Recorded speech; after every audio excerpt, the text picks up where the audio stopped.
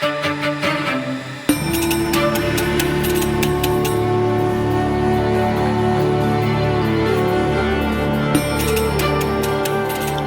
everyone, welcome to Conspirituality. I'm Derek Barris. I'm Matthew Remsky. I'm Julian Walker. And make sure to keep up to date with us on all of our social media handles at facebook.com/Conspirituality Podcast, on our YouTube channel, which is also Conspirituality Podcast, on Instagram now, where so many of you are chatting us up and tagging us, and we appreciate all of that. That's Conspirituality Pod, as well as our Patreon page at patreon.com/Conspirituality, where every Friday or Saturday we post supporter content, and we try to extend that out. And in that spirit, we are now also going to launch a Monday podcast. There is so much information coming at us all of the time. Just trying to narrow it down to Thursdays was a little much. Monday will be a little differently. They won't be numbered like this one. Thursday will still be the main podcast, but we're going to do shorts and interviews. Like this week, we have an interview coming up that Matthew conducted with a demonologist, which is fascinating, and just different ideas and research that we're coming across for the Thursday podcast. So you don't have to do anything for that. It's just going to show up in your feed. Conspirituality 18. Psych pills to red pills. Some wellness influencers offer compelling critiques of Big Pharma, factory farming, and psychiatric malpractice. But what happens when their arguments become honeypots for snake oil? In this episode, Derek provides an overview of modern pharma practice and its discontents. I'm going to delve into the muddy culture of yoga and psychiatric diagnoses, the bad advice, the stigma, the magical thinking. I'm also reviewing the latest Q-adjacent content of Canadian self-help celebrity Danielle LaPorte, and checking in on Kate Northrup, that's Christiane's daughter's, interview with Zach Bush. Derek and I are going to interview Matthew about his recent feature investigation on conspirituality power couple, Dr. Kelly Brogan and Sayer Ji. There's lots of material that didn't make that final copy, like how Brogan's conspirituality could endanger the mental health of her online clients, and how her usage of Kundalini Yoga as a supplemental therapy is riddled with false historical and medical claims. Also, why didn't Sayer Ji denounce QAnon when given the chance? Finally, Derek digs into our podcast origin story with an interview of Jules Evans, who helped make the word conspirituality an almost household term.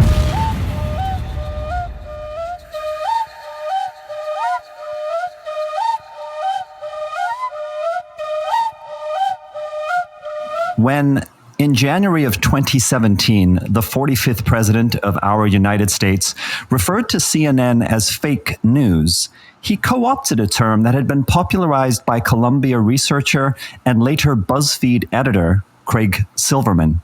As part of his research, Silverman had been studying the rise of dodgy news websites online, those with a complete lack of journalistic integrity, fact-checking, or grounding in reality. With regard to online news in general, Silverman also observed a dominant tendency to move too quickly on rumors and promote misinformation to drive traffic and engagement. As we talk about every week, those mistakes can end up sowing the kinds of conspiracy whispers that metastasize over time and go viral as the spawn of deviant idea sex with other malformed claims. But of course, now the term fake news usually refers to anything Trump and his supporters don't like, and that is usually true news. His gaslighting strategy from the start has been to create misdirected confusion that can both shield him from the ugly facts of his incompetence and corruption and platform his habitual lying as somehow plausible. Increasing the fog around the information war is a key tactic in conspirituality discourse as well. We see figures like Mickey Willis in his latest piece preemptively discrediting all fact-checking sites, thus perpetuating the sense that any assessments of truth and falsehood are biased and corrupt. In the blind kingdom of the Mickey, only the pristine paranoid speculations from within a vacuum of self-contained gonzo research can rise to validity on the tide of his earnest blue eyes. Which brings me back to Oprah Super Soul 100 leader, Danielle LaPorte. If you don't know her, she's a hugely successful inspirational author of 3 bestsellers and has a top-ranked website viewed by millions of monthly visitors. So we can only imagine the size then of her email list. In an August 31st email to her subscribers, LaPorte observed that the truly explosive times we are in have been predicted by astrologers and sages and represent the importance of both personal and collective shadow work. Okay. Then, of course, she shares a link to a Q-style video of a John Paul Rice movie about child sex trafficking. But it is her response to this being pointed out to her by a fan as being dangerous misinformation that is really telling. She writes back, "I'm always looking everywhere to find patterns. Many days I just feel like I am finding shards of truth in a big pile of brokenness. I'm considering the darkest scenarios." Now, this continues the trend from her IGTV video we talked about a few weeks ago, shared to her 247,000 followers, in which LaPorte described her process of eschewing the label conspiracy theory and finding truth by taking in all information, regardless of the source, and then looking for patterns. I noticed too this week that our friend Zach Bush had appeared earlier this month on Kate Northrup's daughter Kate's podcast to repeat his shtick under the new title, Solutions to the Pandemic You Won't Find in the Mainstream. It's the same thing, essentially. Viruses are our friends. COVID is not a big deal, the usual. But there is some new sloganeering that emerges about not being anti-vaccine, but instead being pro-immunity, which, by the way, of course, includes his invitation to sign a petition against vaccines. Oh, and newsflash, in the same vein, Bush utilizes his inspired emotional oratory to urge, this time, his liberal friends to not vote against Trump, but to vote for something. What would that something be? Why? Less dependence on Big Pharma. You see, we have created this pandemic story, he calls it, to create the impression that we need a vaccine. Basically, a vote for Trump is somehow a vote for Zach's brand of natural health, while voting Biden gets us universal health care, and, I kid you not, because we will be so sick under the Dems, we are going to really need universal health care. Meanwhile, this week, Trump desperately promises a vaccine in time for the election, way before any experts say that it's even possible. When you mention Mickey Willis preemptively striking back against any criticism, obviously we've been dealing with that for 4 years, and now it's reaching a fever pitch with this election and just automatically saying all the ballots are not going to be counted or they're going to be counterfeit, or like we're in serious trouble. And one thing that I thought of when Trump was elected was that everything filters from the top down. I've worked for a lot of companies in the past, and when the top is corrupt, it filters down in ways that you don't even recognize because the environment allows for it. And we've been living in that right now. And one of the aspects of the conspirituality field, and I don't know how many of them understand that that's happening, is that we are now living in an environment where that sort of conspiratorial thinking can flourish, as well as the fact that the same tactics are happening by these people. It's just like preemptively strike every time and just say you're going to be criticized. I mean, Willis was doing that when he said this is going to get taken off of YouTube, and then posting copyrighted material in order for that to happen. Well, of course it was, because that's a tactic. And if we don't call out these tactics and recognize them for what they are, then we're constantly going to feel blindsided when they actually happen. I really appreciated, Julian, your focus on Danielle LaPorte, and I hope that we link in the podcast notes to a couple of her very intimate selfie sermons. They're extraordinary. All of the sort of typical techniques apply of a kind of unearned intimacy and this supreme confidence that, the person is able to speak directly into the soul of each and every one of the 247,000 followers. And there's a lot of the usage of the second person plural omniscient, which I think we've covered before. So, I know you're feeling like this. I know you're feeling like that. But the focus on patterns and her appeal to pattern making is really, really a deep issue. I came across a really wonderful article in Hazlitt by it's Jess Zimmerman, and it's called This Goes All the Way to the Queen, the puzzle book that drove England to madness. We'll put that into the show notes, but it's about a book called Masquerade, which in 1979 in the UK sent a whole country onto a treasure hunt.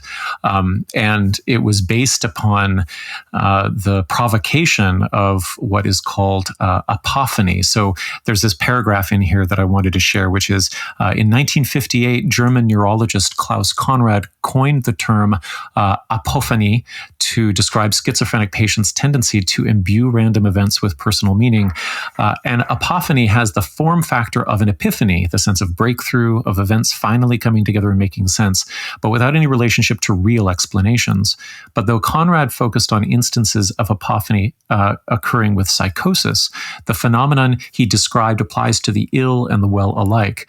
Now called apophenia, the instinct to pick out patterns from meaningless information is essentially universal. So we'll put that into the show notes, and it's a great essay, and it reminded me of my entire training in Vedic or East Indian astrology, because that was the entire ball game, which was if you were able to meditate lucidly enough or in such an enraptured state on the angles, the relationships, the views, the houses, the constellations, the particular houses of the moon, if you were able to meditate on that incredible kind of Necker cube of data points that were always spinning around and always moving like some big Rube Goldberg machine, the idea was that eventually you would have some kind of paranormal insight into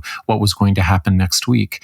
And you can actually get to the point where in being with that material where you're so entranced and almost have this worshipful attitude towards the movement of the cosmos that you really do conflate that with a sense of I know what is happening instead of I'm in a trance with the beauty of the world. It's this confusion of art with divination as well, which I think is really tricky because it feels like a beautiful activity. And I don't know whether LaPorte actually knows anything about astrology or went into it big time, but like it's a pattern making, and its art forms are extraordinarily powerful, and they can be gamed, obviously, as we're seeing now.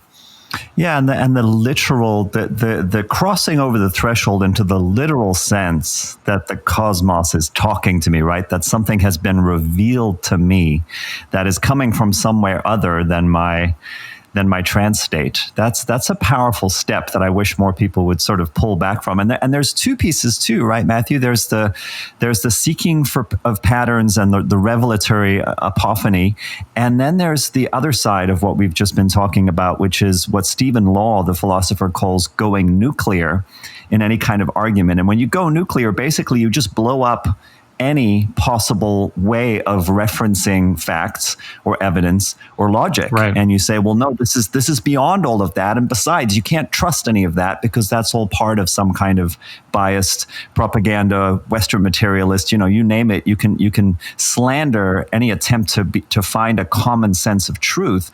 And once you're there, then anything goes. And then claims of revelation dressed up in whatever way you like can become the norm. Right. And I think that I'm able to see that, having gone through this process as it unfolds in, the hurried time of social media, when I'm looking at something like what LaPorte is delivering, there is something, however, to the fact that the entrainment processes of pattern finding in pre-modern forms of divination don't go quickly. They're not fast. They depend upon the induction of a trance state, really, and that happens in a ritual context, and it happens in a communal context. And so there's also something really odd about the fact that this pattern formation and divination that happens online is just unearned as well. It's not even drawing on the graciousness of the older art form. It's not like that. It's like asking people to make this charismatic leap into Danielle LaPorte's eyes. Well, and the more superficial the trance, the more likely the literalist interpretation. Yeah, I bet I would like to see some data to show that, but my gut says that that's probably on point. Yeah. There is also, I want to reference the end of my interview with Jules Evans. First off, he brings up the coins, or I don't know if he coins this term, but critical spirituality, which I am going to steal, as I stole Conspirituality from him in the first place, and you'll hear about all that. Right. But there's also, I bring up, because he's writing a book on Aldous Huxley and Julian Huxley and the Huxley family, about non-specific amplifiers. I brought up psychedelics into the conversation, and he made the really important point that we often view spirituality as a liberal way of being, where everyone is included. But historically, that's not how it played out. And he references the Nazis embodying yoga and yogis embodying nationalism. And when I hear this rhetorical style that LaPorte has, and others we've talked about, like Zach Bush has, where they kind of spin around a lot of words, and they're really just, in my eyes, amping people up to project whatever is going on in them already is just kind of whirled up and projected forward. It doesn't lead you to somewhere that necessarily brings people together. And in some ways, when I listen to that LaPorte clip, it makes me think that it's actually creating a deeper wedge between what needs to be expressed and what people's pre-existing biases already express. I did actually just watch the first, with kids, we can never watch anything all the way through. So I've gotten through the first hour or so of The Social Dilemma, and I don't know whether I should watch the last 20 minutes, but they're kind of rolling their heads if you can't see. So so one thing that just occurred to me is that there's a psychological feedback loop that begins to manifest through what you're describing in terms of this amping up, that coincides with the algorithms accentuating engagement. And the phrase, you are the product of social media, comes to mind. And there's a really powerful intersection there, because with the self-help guru who is really not giving you any data, but amping you up, you have become the product of their content. Not only that, you're also the recruiter and the salesperson, right? Right, exactly. So with all of the sharing and the validation and the emojis and all of that, it's incredible. It's incredible. So those I didn't think about that until this moment, actually, of the intersection of those two feedback loops. Well, that actually leads into my piece this week, because it's something I want to discuss with you when we talk about your article. And I think it is also important to recognize that one of the chronic problems that I know I have, and I'm sure that both of you have suffered from, is because if you try to express your interest in one thing, you're automatically pushed to the furthest edge of it by critics. Again, I've mentioned this numerous times, vaccines work, and pharmaceutical companies are corrupt.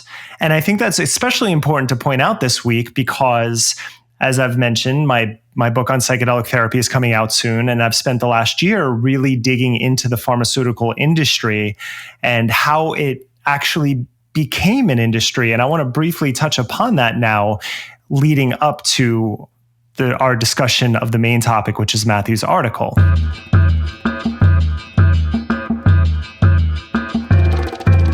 The pharmacological revolution begins with the synthesizing of phenothiazines in 1883. This bit of alchemy occurred when Nobel Prize-winning chemist Paul Ehrlich tinkered with methylene blue, an ingredient in a textile dye. He speculated that it could treat malaria, but that didn't work out. Yet something was happening. The medical community began investigating an entirely new class of chemicals for potential treatments in mental health. In 1946, an enterprising researcher discovered that a phenothiazine called promethazine helped alleviate the distress of allergies. And 3 years later, patients in a maritime hospital in Tunisia were given promethazine to address histaminic responses during surgery. The doctors noticed it had a peculiar side effect. It made soldiers calm and somnolent. So the pharmacological revolution in mental health had begun. The status of psychiatrists who were previously engaged in various forms of talk therapy grew along with these drugs. Patients started turning toward them for advice in a manner similar to heart attack victims seeking counsel from a cardiac surgeon. And this was not a random occurrence. Psychiatrists were hungry for acceptance in the medical community. They wanted prescribing power just like other doctors. And this trend reached an apex in 1947 when NYU professor Howard Rusk wrote in a New York Times column, "We must realize that mental problems are just as real as physical disease, and that anxiety and depression require active therapy as much as appendicitis or pneumonia." And this was a watershed moment for the discipline of psychiatry. I just want to point out that Howard Rusk is the father of rehabilitation medicine. He did a lot of amazing work. I think that he was just going along with the times at this moment when he said that, and he could not have foreseen what was going to happen. Now, cancer is visible underneath a microscope, which affords oncologists a certain stature. You can physically point out cancer cells while explaining how they're causing the body to attack itself. But by pinning issues like anxiety and depression to the brain, psychiatrists were placed on the same pedestal even though there was nothing physical to point to. Without the ability to read blood work or x-rays, psychiatrists began treating the consequences of anxiety as the causes of anxiety. And this, of course, resulted in the chemical imbalance theory of the brain, which says that serotonin levels are compromised. I'm not going to spend all of my time discussing pharmacology because that would take this entire episode and then probably a few more. So suffice to say for now, this chemical imbalance theory has been disproven since the 70s. There has been little difference between the control groups and the drug groups when they're measuring brain chemistry. Yet a conspiracy of forces have kept this notion alive for generations. So let's rewind and see how that happened. The American Medical Association was founded in 1847, and it served as a watchdog, overseeing the increasing number of pharmacological products that were hitting pharmacy shelves. But that role stopped in 1952, when the AMA began accepting advertising dollars from drug manufacturers, even for unvetted substances. And then they began working with doctors and pharmaceutical companies to actively promote new drugs.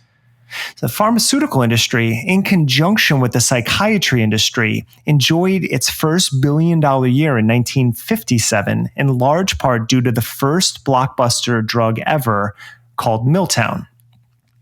By 1960, the AMA was raking in $10 million in advertising revenue alone, even though a 1959 review found that 89% of those ads offered no information regarding side effects.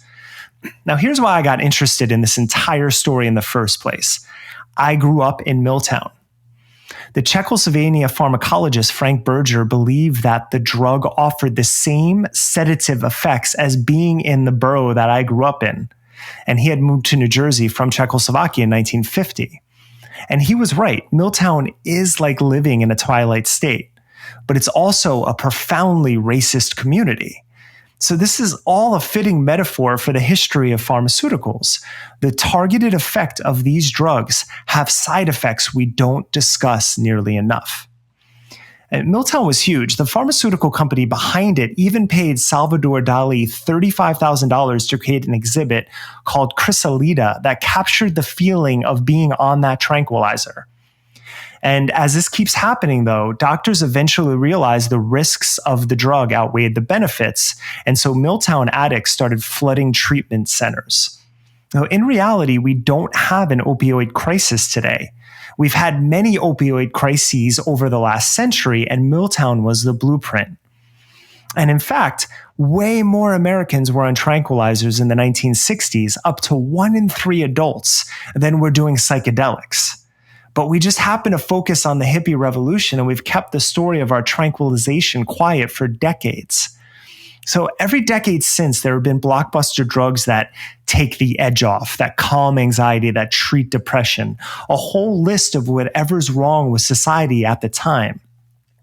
And don't get me wrong, there are serious mental health issues that pharmacological interventions help, such as schizophrenia and bipolar disorder. But somehow in the pharmacology talk, all mental health issues tend to get lumped together.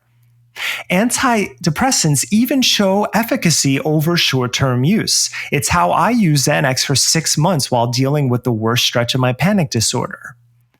The problem is that there has never been any long-term studies done on these drugs. The entire approval process is misleading. In order to be considered for FDA approval, a new drug must outperform placebo in 2 clinical trials. How much better is irrelevant. If the placebo works 10% of the time and the drug 15%, that's a pass. Now, even worse, if drug companies don't like the result of a trial, they can just scrap it, not report it, and do it again. They simply don't report the data they don't like. Researchers scoured 47 unpublished studies on 6 popular antidepressants: Celexa, Avexor, Paxil, Prozac, Surzone, and Zoloft, and discovered that only 20 of those studies showed efficacy over placebo. You would think a $17 billion industry could do better than 43%. And here's another thing. There has never been any tapering protocols that we know work. I was fortunate in that I never took Xanax more than twice a week, and usually less when I was on it. I only took it on days when I felt especially jittery, which is how these drugs are tested to be consumed, but that's not how they're sold. We've been a medicated nation for nearly 80 years, and for the most part, we've been flying blind the entire time. So this is where we get to this week's focus. As I mentioned, I've spent the last year writing a book on psychedelics and psychedelic therapy. And as of this coming weekend, I'll be on my last edit, which means I'll be able to publish it in October, finally. But I realized a year ago, if I wanted to make the case for psychedelics, I had to understand the current protocols on the market. And like I said, antidepressants do help some people, but not nearly the amount of people that take them. You can't have increasing numbers of prescriptions and increasing numbers of patients every year. And there is no way that 6 million children in America need to be on ADHD medication, which is completely altering their neurochemistry during their developmental phase and setting them up for a lifetime of dependence. That is not medicine. It's the medical industry unchecked in a for-profit healthcare market. But what I've also noticed in this year are the equally dangerous messages about mental health from the other side. The notion that if you suffer from a mental health disorder, the fault lies not in your neurochemistry, but in your willpower. The idea that your mental health is all on you, not the environment, not racism, not your financial situation or that of the country, not trauma or abuse. This idea that you should be able to rise above all of these factors with a few well-timed Instagram memes and transcend your victim narrative. So I've pulled those examples specifically from one character, and now I'm going to ask Matthew, Why did you choose to investigate one of the biggest proponents of this mindset, Kelly Brogan, in your recent article? Well, it's a bit of a story, and I didn't really choose it so much as fall into it through this adjacent research category. I didn't know anything about the world that you just really cogently described. But as a cult researcher, I've been, monitoring and watching all of the various stories break about institutional abuse in various yoga groups. And so I came across Brogan back in February of this year, which seems like a million years ago, when she published this strange review of a book called, it's a strange review, and the review was called Yogi Bhajan and the Kundalini Community, Premka's Own Yourself Journey. Now, Premka's Own Yourself Journey. Premka is actually in the title of the book that she's reviewing, but she kind of overlooks that entirely. And the review itself is extraordinarily sophisticated and self-serving at the same time. And I was just fascinated as a cultic studies researcher. So Pamela Dyson is the author of the book called Premka, White Bird in a Golden Cage, My Life with Yogi Bhajan. Her last name is Dyson, so it's Pamela Dyson. And the memoir covers her 16 years as Yogi Bhajan's secretary. He's the founder of Kundalini Yoga. But of course, being his secretary means, and we know more details now even, that she was also a survivor of near constant sexual, psychological, and financial abuse. Now, her memoir followed on other public documentation of Bhajan as an abuser, including court testimony from a woman named Catherine Felt, who accused Bhajan of abusing her as a child. And since Premka's book has been released, and partially because of it, there's been an independent investigation that found that Bhajan sexually abused women and minors constantly throughout his yoga evangelical career. So Brogan didn't have that investigation report back then. So, her review might have looked differently if she had. So there's that. But nonetheless, I was fascinated by what Brogan's blog did, which was to use Dyson's book, which, for her took decades to write, to validate and advertise her own self-help book. And it's right there in the blog title.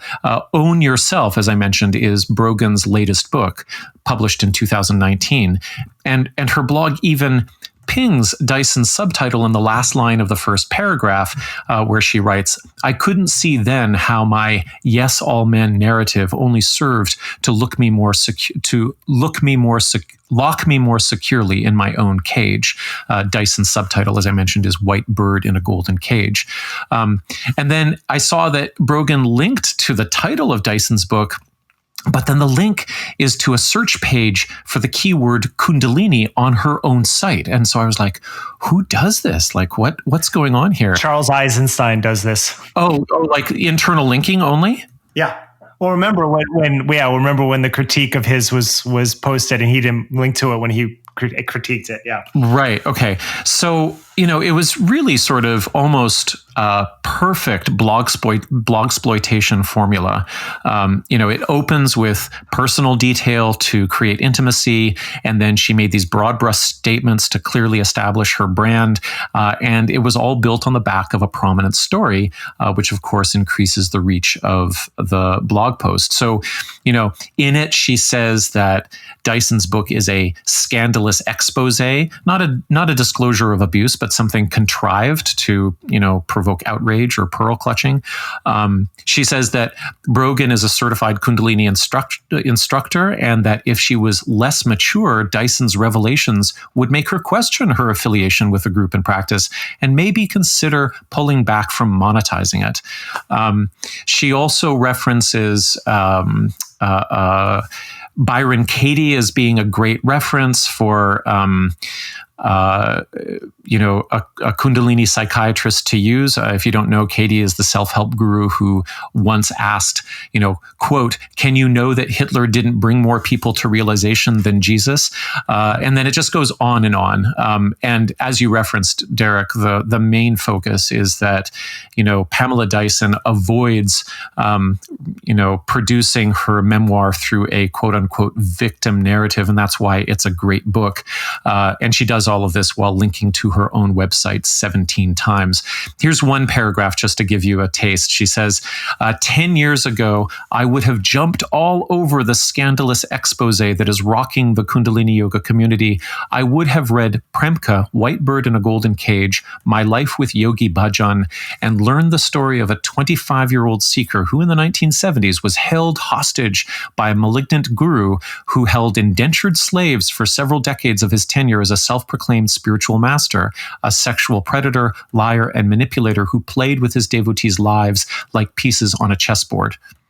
That's all actually accurate. But then she says, I would have felt, then she pivots and she says, I would have felt confirmed in my already held belief that men are fundamentally incapable of handling power without corrupting it and abusing those in their midst.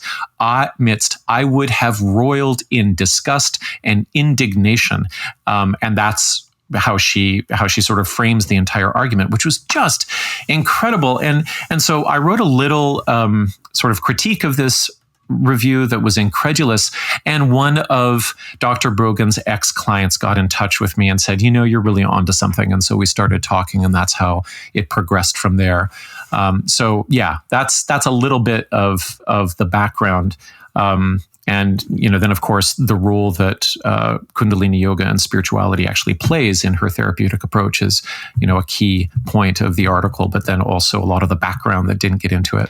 How do you go from, and as I set this up for a reason, because I wanted to point out the fact that I am extremely wary of the pharmaceutical industry and the psychiatry industry. And I've seen interviews with Kelly where I'm totally like, yes, totally on point. You're saying so many things. Right. But how do you go from there to COVID being a psyop? And how are you even, as a psychiatrist, how are you qualified to even say such a thing? Well, it's a really great question, but there's a really powerful through line that makes a lot of sense. She describes in very moving terms in many blog posts and in her 2019 book, and also in an interview that she does with her friend Charles Eisenstein, her growing almost nausea at the recognition of the bankruptcy of psychiatric practice and polypharmacy. Basically, you gave a great introduction to her own anti or psychiatric critical position in this lead-in, Derek, and I think she would be agreeing with everything that you said as well. And the what she says to Eisenstein is that basically she was horrified that on very weak evidence and very flawed training and the undue influence of the pharmaceutical industry, that she was empowered as a physician to forcibly confine or commit or institutionalize somebody who is having mental health issues, that she could deprive them of liberty, that she could shoot them against their consent up with a sedative drug if cause was given, and deprive them of their civil liberties. And so the notion that she wielded a kind of authority over her patients was something that she describes as being very distasteful. And she also very poignantly describes the possibility of that authority leading to very distorted power dynamics within the therapeutic relationship. And so that's all on point. Then there's this sort of macrocosmic leap that gets made once COVID comes around to suggest that actually everybody who holds a position of authority or knowledge or credibility within public health is actually in the same position that psychiatrists are in. They have these very weak criteria for being able to determine how people's liberties should be handled, and they can also be lied to by what she describes as the hexes of modern medicine. So one of the huge sort of through lines in her writing is that all of the language that comes from the DSM is actually contributes to this self-fulfilling prophecy. That as soon as you say that somebody has been diagnosed with bipolar disorder, the label transcends or over, it wipes out their humanity. It deprives them of agency. It makes them enslaved to the therapeutic process and to the drugs that attend it. And so she takes that analysis and then sort of just bumps it up, to the global category of worldwide epidemiology and makes this assumption that everybody in public health is abusing their power in the same way. There's other elements in there as well, but that's I think that's the basic structure of how that happens. Yeah, I mean it's this black and white thinking that Derek was speaking to earlier in terms of being able to recognize that, for example, vaccines work, and Big Pharma has a lot of things that we can critique. The totalizing kind of intensity of her black and white analysis is so striking to me. And I want to go back to something that we shouldn't gloss over, right? Which is that in the article that you're describing, where she's talking about, was it Premka's book? Right, Pamela Dyson, right. Yeah, when she's talking about Pamela Dyson's book, here we have a gut-wrenching account of many years, decades of abuse. And here's someone who is supposed to be a psychiatric, psychological professional who is co-opting that story in order to push this very bizarre notion that the way in which you become a spiritual adult who's not prone to victim narrative is you really own your journey and you refuse to acknowledge in a way the reality of abuse. So I'm trying to grapple with all of this, right? Because there's this horrible, like, anti-psychological spiritual bypass kind of messaging.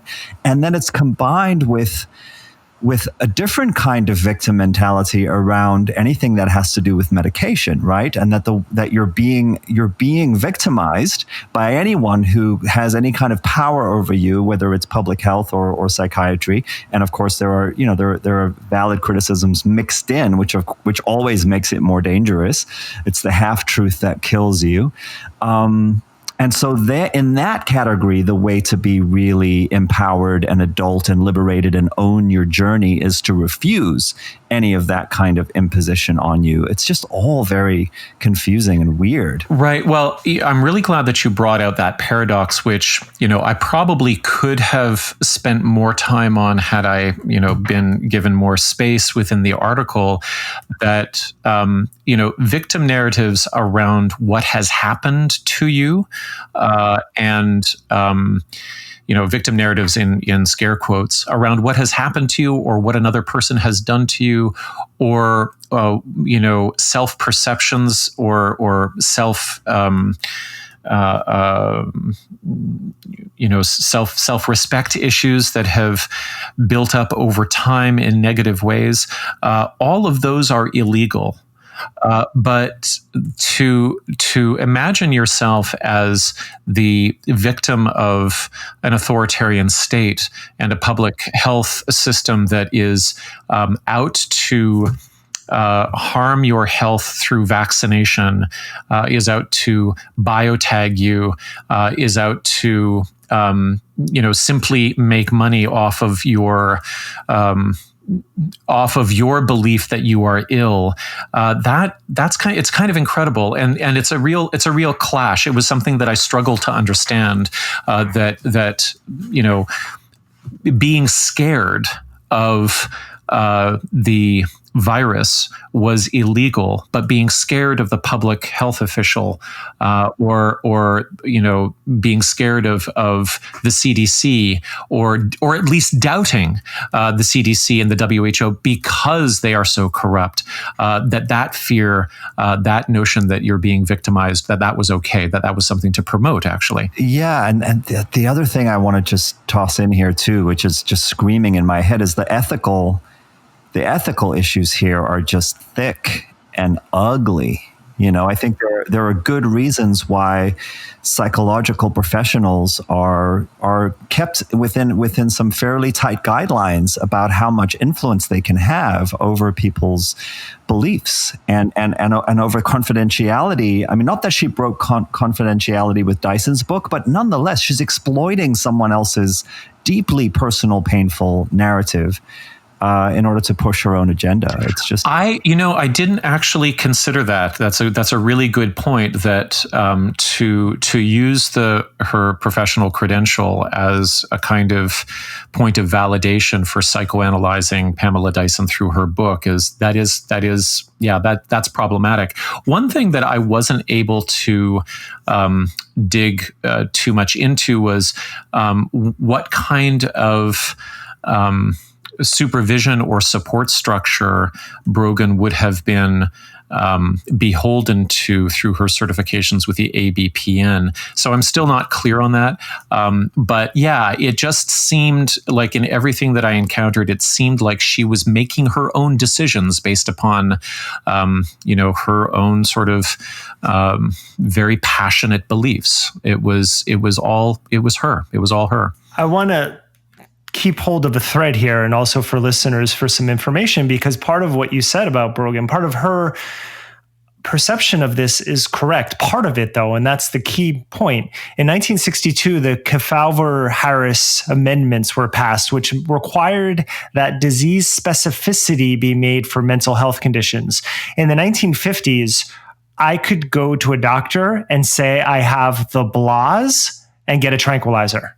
The blahs was something that I just feel bad. I want to tranquilize. But that was totally fine. So in 1962, that changed.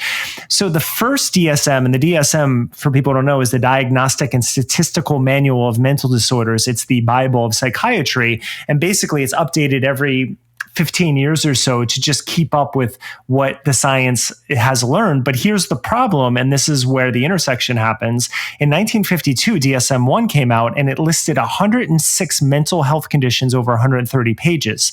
The last edition was published in 2013. That was the DSM-5, and it lists somewhere between 157 and 600 mental health conditions. So there's 600, but experts disagree over how many of them can really be chopped up into different conditions, but it's 947 pages compared to 130 pages. And so there is a real problem of overdiagnosing or creating diagnoses to fit conditions to sell pills. That is a really valid criticism. The problem is, there's two problems. One is, it doesn't apply to everyone. Bipolar disorder, schizophrenia, those are real conditions. And the other problem is that the people on the board, 2/3 of people on the DSM task force and 56% of panel members have ties with the pharmaceutical industry. So that is, again, really a problem. The thing is, people actually need these pills.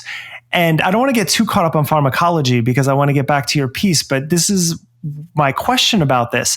Those are valid concerns. Some people need pharmacological intervention. It's been shown that in conjunction with psychotherapy, the pills are more effective than if you just give the pills and let the patient go on their own. But the biggest challenge that has been talked about for a long time in psychiatry is the environment, what I mentioned in my prologue to this. And so I want to know, in your research, does Kelly Brogan, do they bring up racism? Do they bring up trauma? Do they, like, as people needing help from it not being their own willpower? Do they talk about the environment in the mental health space? Well, yes and no. I mean, trauma is an often used term within Brogan's writing. But there's a vagueness to it that generally tends towards the personal and the childhood related. I didn't come across any material that suggested that systemic injustice could be traumatizing, or that. Or that the social determinants of health and mental health were something to really focus on. So I can't say that I saw anything like that.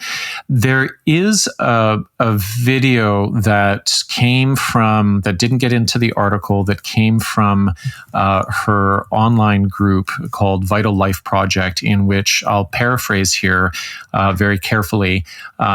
She based 12 minutes long. She would release these kind of little sermons as quote unquote musings every once in a while to these online groups.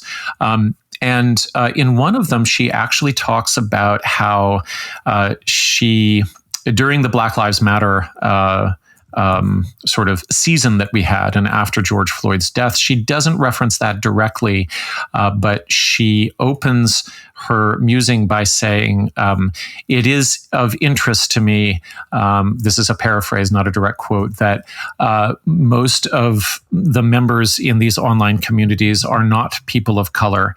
And I'm wondering, and then she goes on to speculate that maybe the collective victim narratives are too thick at this point, or too heavy at this point, to really grasp hold of the personal empowerment aspects of mental health improvement. And so yeah, there was at least an attempt to address the fact that the groups are very non-diverse, but also it was a very clumsy attempt. She even references the fact that she gave her programming materials, some of her programming materials, to some friends of her who were people of color, and she was really mystified when they didn't complete the materials, and she wondered why. She kind of speculated on why they might be blocked, and I'm like, I can think of a number of reasons. Like maybe it wasn't that good for them. Maybe it wasn't good for them. Anyway, that was yeah. So anyway, there's no real engagement. In fact, there was one source for the article. This also went the way of editorial trimming, just because, it was a long article, and this would have required another 3 paragraphs. But one of the sources described how when Brogan did not address BLM using her platform on Instagram, she was called out on it, and then there were deletions of comments and blockages of comments, and I believe that also happened in some of the online groups as well. So yeah, there isn't a clear engagement with the social determinants of health at all. This is always, I think, such a huge red flag around the self-empowerment, overcome the victim narrative, become sovereign. You can be the master of your own destiny kind of languaging, is that it not only does it often overlook the reality of trauma and how trauma really affects people, but it overlooks oppression and racism and all the different reasons why people cannot do that.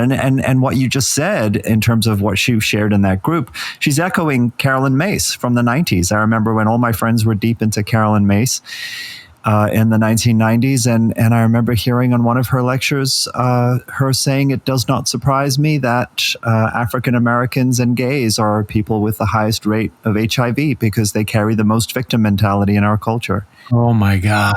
Yeah, that was just straight right out blatant. I suppose that messaging has had to get more sophisticated and muted and hidden.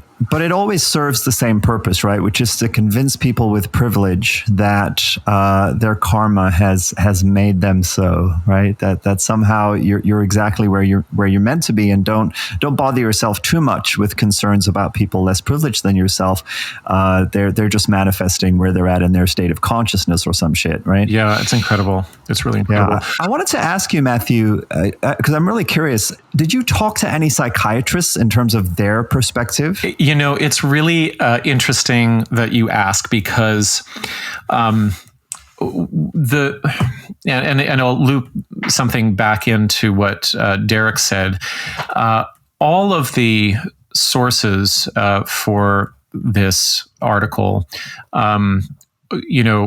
have experience with recovering from and dealing with mental health issues.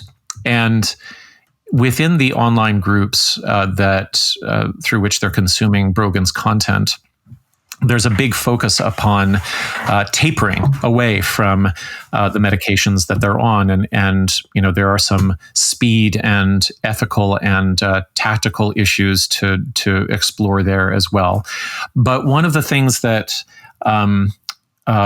became apparent in speaking to the sources, who were all extraordinarily educated. And one of the wonderful things I found out, I mean, it's kind of tragic at the same time, is that the highest amount of support, the strongest support that anybody gets within these communities. So long-term psychiatric diagnoses, mental health challenges, long-term interaction with, polypharmacy and psychopharmacy, many different therapists, really, difficult pathways and stories. They all say that the most support and education they have ever received is from each other. And that happens in online forums. And some of them will referred me on to the research of a psychiatrist who's also somebody who has recovered from withdrawal sickness. And his name is Mark Horowitz, and I believe he's in Australia. And I tried reaching out to him a number of times. I don't know if he got my emails, but he published some very compelling research that suggested that tapering protocols in general are probably for most people ill-conceived if they play out over 2 to 4 months or whatever the standard is. That safe tapering from most of these medications might take up to a year or 2 years or 5 years, because of course the tapering process has to be actually an infinitesimally reducing process over time. So I reached out to him. There was another doctor who I was able to speak to about tapering, who's published some good research, but they were not willing to go on record because I think the state of the industry is, or the discipline right now is such that tapering as a necessity for many people is seen as a generally good thing, and to strongly criticize somebody's way of doing it within the discipline might cause more harm to that general project than good. So there was a lot of, I felt a lot of hesitancy around, the psychiatric professionals that I sort of got close to say, no, this is not a safe protocol, or this is not good practice. If I was to feed them the details. Like even Robert Whitaker, who gave me, a lot of great background and a wonderful interview, he was very, polite and hesitant to criticize the general landscape of Brogan's practice. And I think that's because it's just widely acknowledged within recovery and tapering communities that this has to happen, and we have to be very careful about how we, potentially demonize the process or equate the process with some kind of quackery. People are learning how to do it on their own, and they are learning to do it in very unique ways, and they're learning to do it from a whole bunch of different sources. So I think a lot of people are, as I said, just hesitant to invalidate the desperate need that this population feels to break free of really psychiatric malpractice. I'll point people to the documentary Medicating Normal. I talked to the director on my own podcast a few weeks ago, but there's a whole section in that where they talk about tapering protocols, where the people who are the subjects of the documentary show their tapering protocols. Right. And it's it's insane. It's insane what they have to, the way they chop it up and weigh it by just a 0.1 of a milligram. Right. With the grains. And it's really disconcerting. And part of the problem, the problem is we don't know what these drugs do to the brain. We don't know. We've only observed behavioral effects. We don't know what there actually is happening.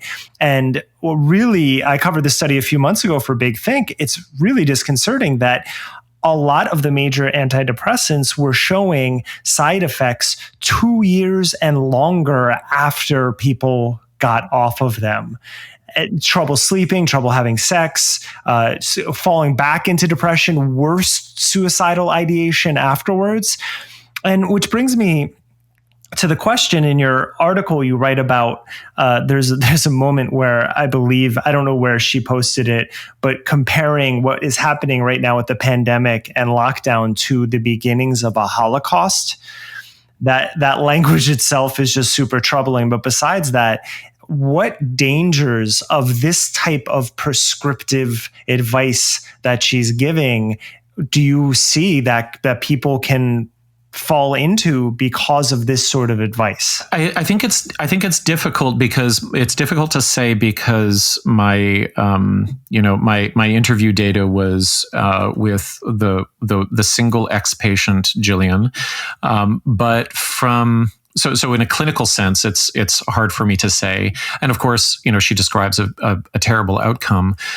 And to be fair, Brogan, in her book, Own Yourself, goes on at length at the difficulty of the tapering process. She calls it a Herculean effort. She says that it will provoke a dark night of the soul. And here is where I think the danger point lies, is not necessarily in what any individual client experiences. It would be very hard to track them all. There's some other things around, like, whether or not people feel that they have been encouraged too strongly to taper too quickly because of the aspirational advice. So that's kind of another issue. But the way in which Brogan describes the sort of ultimate meaning of the tapering process is in terms of a spiritual transformation, and so it allows her to suggest that, well, either you're ready for it or you're not, or this is a very difficult path that you have to walk. And she's saying these types of things to the woman that we call Julian in my article while she's suffering from akathisia and can't control her shaking, and so it's almost like there's a really amazing deconstruction that Brogan offers of contemporary psychiatry and its discontents. And then when it comes to, well, what are we actually going to offer in its place? What is offered eventually, or at the edge of one's knowledge, at the edge of her knowledge, at the edge of the discipline's knowledge, is religion and spiritual transformation. And what that means is that the person who fails, and I had a number of clients tell me that she would say that she had 100% success rate. So that was a common thing that was said. And in fact, I think Julian is quoted in the article as saying, I didn't want to be the one person that had failed the tapering process. So I think, like, the fact of the matter is that nobody really knows how tapering should progress. There's no standard for it.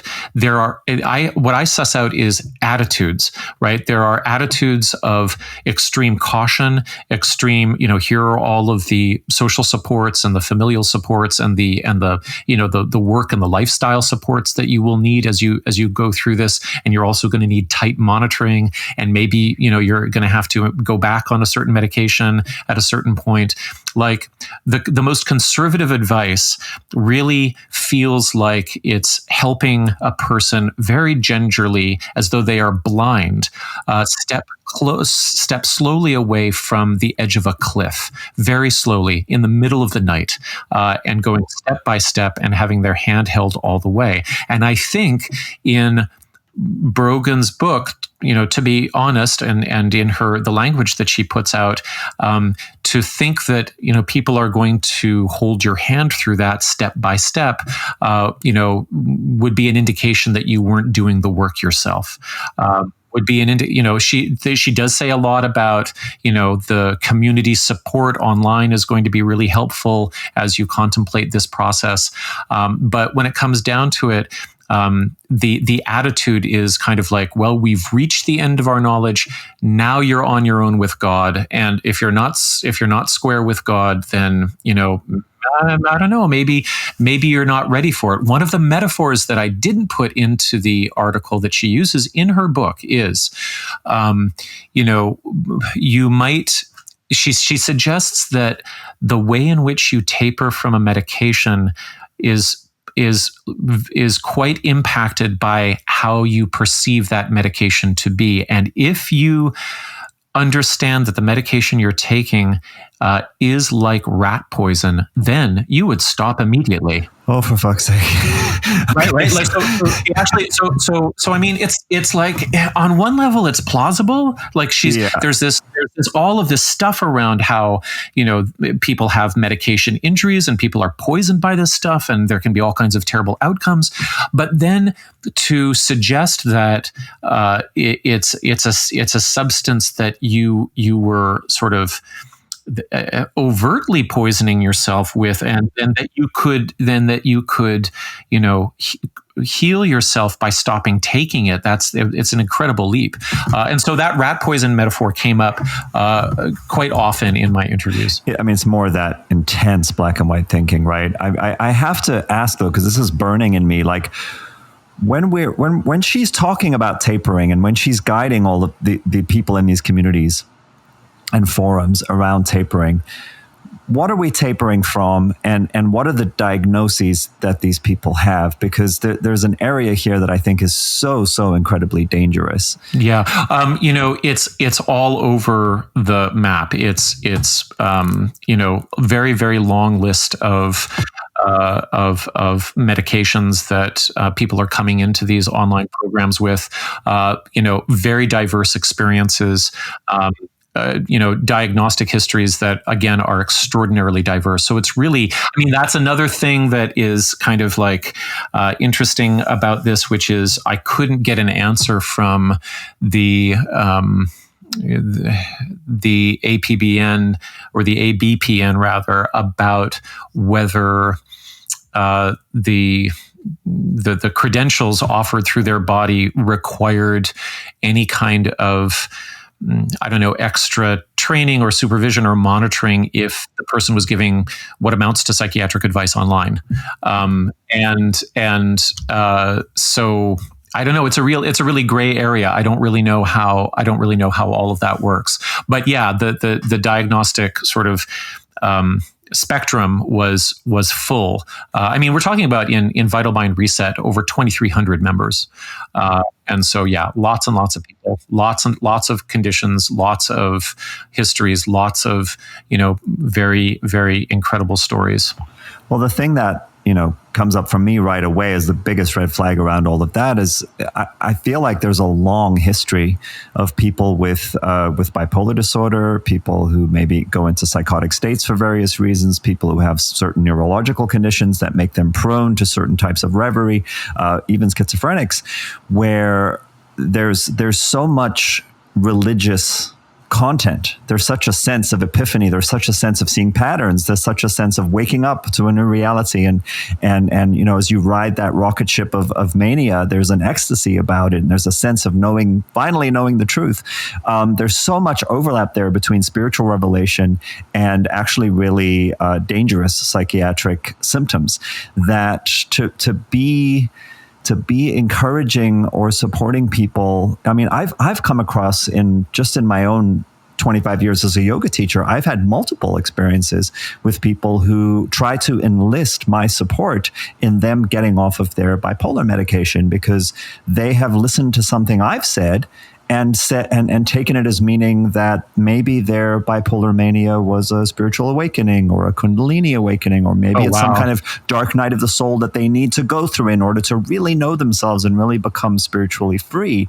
And I've had to really sit down and talk to them and ask them, can I have caregivers' phone numbers? Can I talk to anyone in your family? Like, I want to help, but I want to help from this more sort of grounded, responsible point of view, because I don't think it's a good idea to just go off of your medication. So I given the whole territory that she's in and the messianic conspiritualist tone of what she's doing, it just sounds like a big disaster waiting to happen in quite a few people's psyches and brains and lives, because a lot of people don't come back. I hadn't made that connection between, a tapering protocol that kind of offers spiritualized or religious solutions and the actual content of some forms of psychiatric distress, which I'm not familiar with, but I'm like, I get that.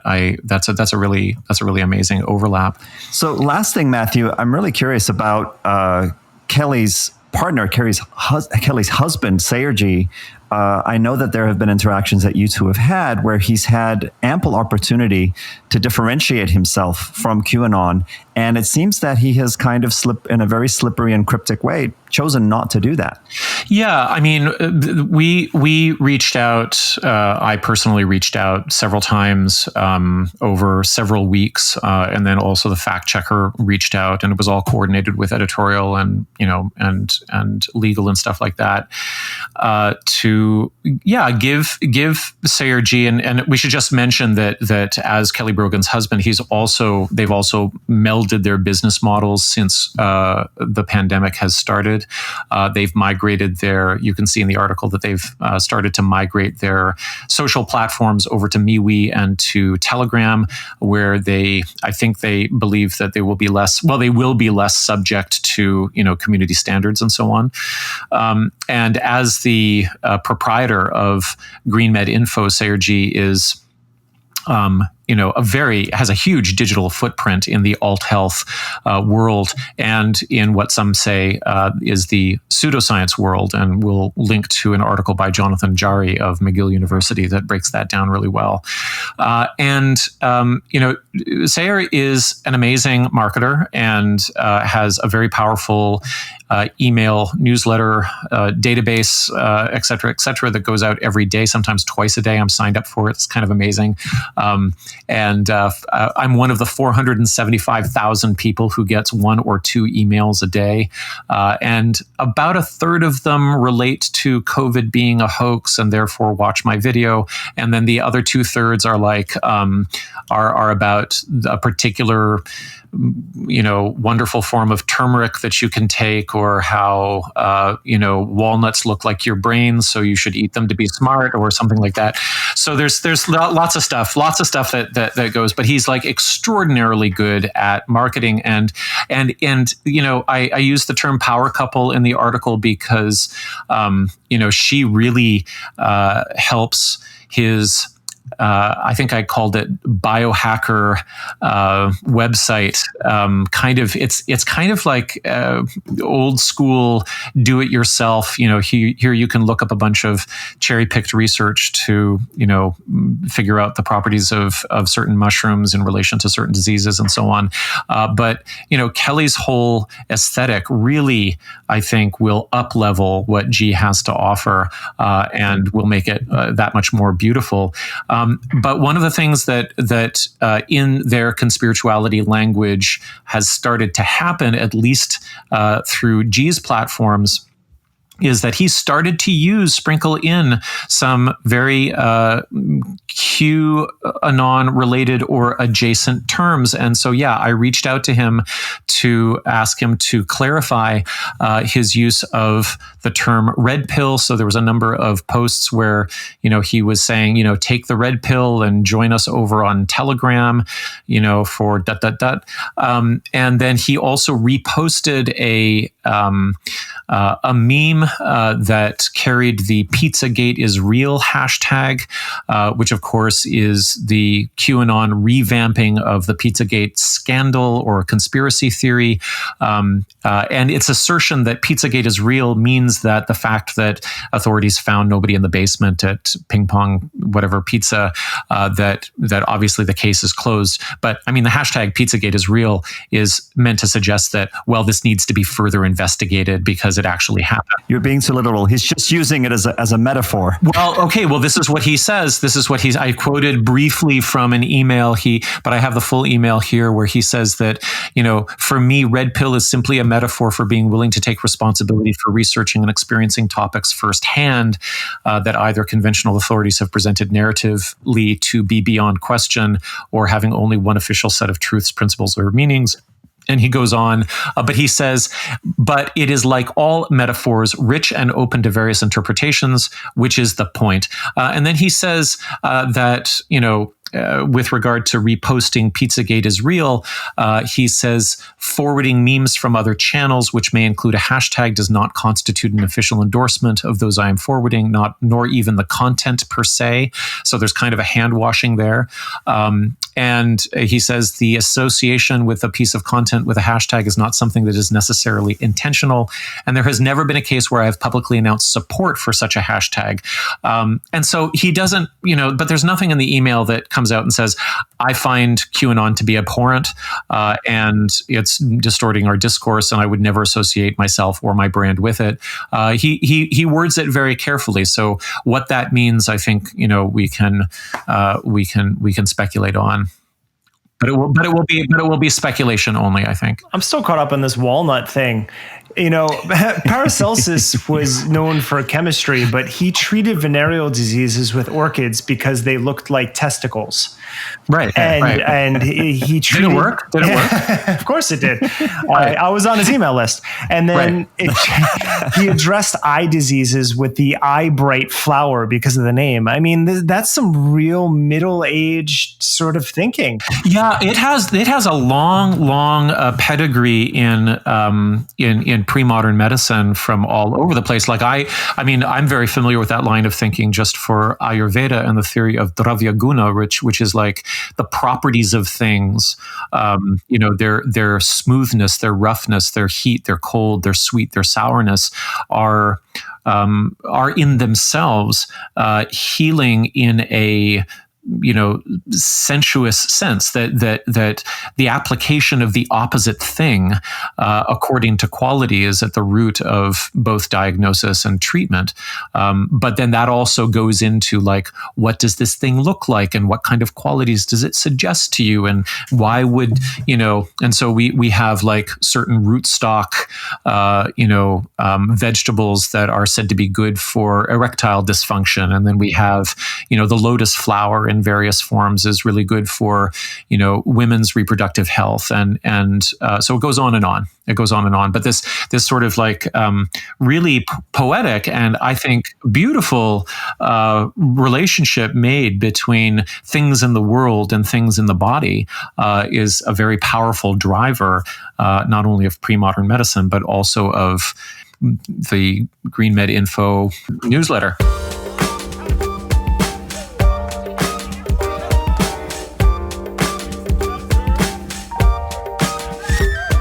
Everyone loves a good origin myth, which brings us to this week's guest. In April, I read an article on Medium about this concept called conspirituality, and you don't need to be filled in with what happened next. The piece was by Jules Evans, a writer, speaker, and practical philosopher. He's the author of Philosophy for Life and Other Dangerous Situations and The Art of Losing Control, as well as a forthcoming book on the Huxley family. His essay, Conspirituality, the Overlap Between the New Age and Conspiracy Beliefs, provided context for the name of this podcast. We also discussed his more recent essay, Nazi Hippies, When the New Age and Far Right Overlap. In the beginning of our talk, you'll hear me say that I read his piece in February when it was in fact published on April 17th.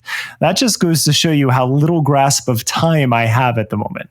But it was awesome to talk to Jules and hear his insights into how conspirituality and QAnon is taking hold in the UK and around the world. Thank you, Jules, for taking the time out, especially to talk on conspirituality, because if in terms of an origin story, I can point to you as the reason that I found out about the term. I think it was something around February.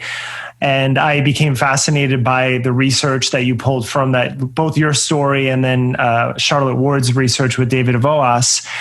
I wrote an article about Big Think for Big Think about that, citing you in the original paper, but just the term. But this, I didn't know that it had a name, but it's something that I've thought about for a long time. How did you come across the term in the first place? That week. Oh, really? So, yeah. I write kind of history of ideas pieces. And I work in a place called the Center for the History of the Emotions.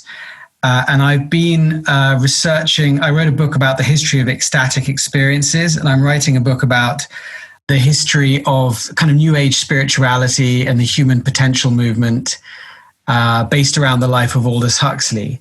I began to look at conspiracy theories. They were a little bit on my radar of my research. I guess in my research, I came across some of the dark side of New Age spirituality and the overlap between New Age spirituality and eugenics. So the fact that Aldous Huxley was quite into eugenics and his brother Julian Huxley was very into eugenics. And through that got me into some like right-wing conspiracy theory books from the 90s, particularly like Christian fundamentalist conspiracy theories, who, had this very paranoid view of New Age spirituality, that actually they're all trying to, it's all these people, this hidden elite trying to create a one world government and trying to control the population and trying to kind of brainwash us and get us all to accept some kind of global spirituality. And I realized that they weren't entirely wrong, that this conspiracy theory had some kind of accuracy to it. So this year I've been beginning to kind of look at conspiracy theories. And then basically in short, at the start of the lockdown, I, like you, saw a massive rise in conspiracy theories. It was in March and April, just after we were all stuck at home and just in front of our computers. And I saw people I quite respected in New Age spirituality circles coming out and saying COVID is a hoax, and using their platforms to promote people like David Icke, who I considered very fringe. So I knew I wanted to write something about it, and it was basically that week that I just came across the term conspirituality in some of the papers, and it perfectly encapsulated what was happening. I guess what we both saw emerging in kind of March, April, which was people going from, saying, hey, be true to yourself and let your inner light shine, to saying this is a scam and don't trust the government and COVID was made up. And I still see it now because people are discovering your essay still, and people are discovering our podcast, and it naming something gives it form. You don't have a concept until you give it a name. And at least once you have that umbrella, now you can start to understand, I'm not crazy. There is actually something here. And you, in your essay, you write that you point out that the leading influencers in my community, Western spirituality, were going into this. And I'm just wondering who some of your influences are, both for your own work in the Center for Emotions, which I never knew existed. And I find that even that idea fascinating, but as well as your own practice or belief system. My first book was about Stoicism. So I wrote that like 2012 about the revival of Stoicism today.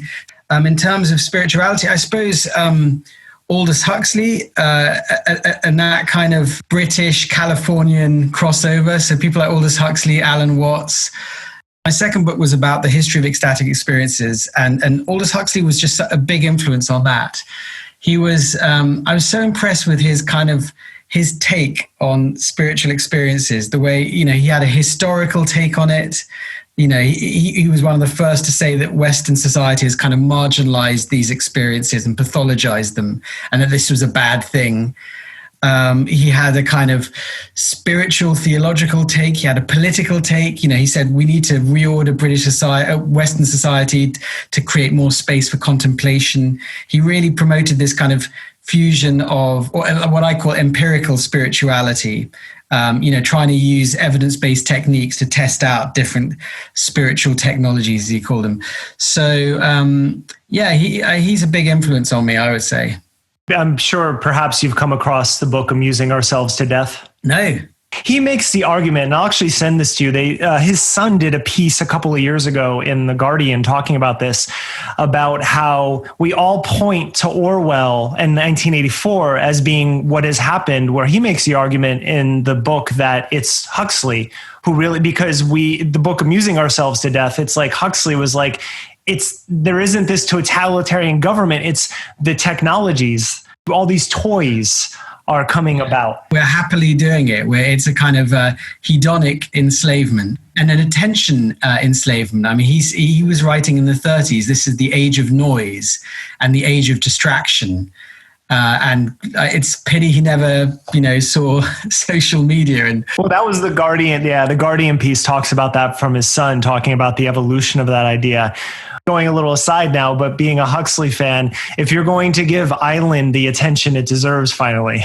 Yeah, of course. I mean, like, I don't massively like Huxley as a novelist. And I think even his close friends said he wasn't a great novelist. And I think he knew it. But his ideas were amazing. And, Michael Murphy, who founded Esalen, talks about Island as kind of an inspiration for Esalen as well. And maybe even he was an inspiration for Huxley, because Huxley wrote Island just around the time we first met Murphy, just when Murphy was setting up Esalen. It's also interesting to look at Island and think that his utopia, his ideal society, is not that far, or at least has some similarities with his supposed dystopia, Brave New World. They're both completely static societies which don't change. They're in some ways, where people are very soaked in the traditions of their culture. In Brave New World, you have this kind of hidden radios repeating kind of, the wisdom of the tribe. Whilst in Island, you have these minor birds, saying here and now, and kind of. So I don't know. There are similarities. I adore Huxley, but there is a dark side to him and to his brother as well. He was quite authoritarian and he was quite elitist. And this is, I guess, what I'm exploring in this book is the elitism of spirituality. The idea of the Superman, that we will develop our human potential. Us, the special people, will develop our human potential and become godlike. And then the flip side of that is there are other people who are kind of inferior, like and subhuman, and they should be kind of controlled through things like population control or eugenics. There's just a fascinating, overlap between the Huxley brothers and conspiracy culture. Let me give you two examples. So the tinfoil hat thing, the classic symbol of conspiracy theories. So that comes from a short story by Julian Huxley called the Culture Tissue King. So he came up with this idea of the kind of silly tinfoil hat. And the other thing is, in the QAnon conspiracy theory, they believe that children are being harvested for adrenochrome. Yes. So that comes from Aldous Huxley's Doors of Perception. And then Hunter S. Thompson took it and turned it into this fictional drug. And now people think it's true. So there are just various ways where the kind of, Huxley, the dreams of the Huxleys have become weird, beliefs in people's actual conspiracy theories. I knew that about adrenochrome. I didn't know that connection with Julian, though. That's fascinating. Yeah. Talking about Island wasn't a total aside because it sort of reminds me of Dante. Everyone remembers Inferno, but it was a trilogy. But we tend to focus on the dystopia. And the same thing has happened with Huxley. And I agree with you about his novel writing, but his ideas are fascinating. But you also recently wrote about Krishnamurti. And so talking about California spirituality. And what was fascinating was that Theosophy also intersected with politics, and it went from anti-colonialism or pro-colonialism to anti-colonialism. And Krishnamurti had a big part in the role of actually, deconstructing Theosophy in the end. It makes me wonder, And I want to get to your piece on Nazis and relating to yoga and vegetarianism as well, but to conspiritualists and what you're noticing right now. What is their utopia? I mean, I said in that conspirituality piece that you can think of, in some ways, a paranoid conspiracy theory is like, it's like a mystical experience, but flipped. So a mystical experience is the sense of we are all connected, we are all one. We are the kind of the elite. The universe is working through us. Everything is happening for a reason, and it's all good. Conspiracy theory is it's a bit like what William James called paranoid mysticism. Everything is connected.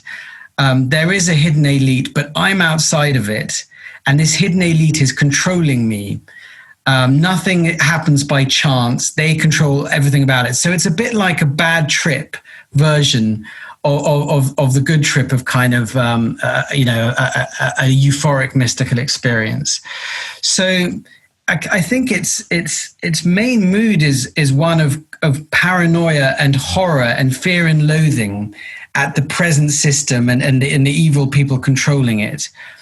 But I suppose there is this kind of, I don't know, there's a sense, I mean, look, there are different types of conspirituality theories. If you read David Icke, have you ever read a kind of David? I actually struggled through a couple of them recently, and they're so long because, like many conspiracy theories, why say in one page what you can say at 100 pages? So they're kind of like graphomania. They like it links everything together. It's this all-encompassing theory of everything. It's like that classic picture of a wall with just like pieces of paper stuck and lines going to all the pieces of paper.